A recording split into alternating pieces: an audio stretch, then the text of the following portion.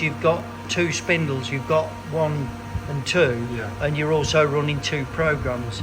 So if you go into edit and you put shift 1, that shows spindle 1. Yeah. And if you go into edit shift 2, it's now showing you spindle 2. Yeah. So can we just go back to What is C2 means? Manual. C2 means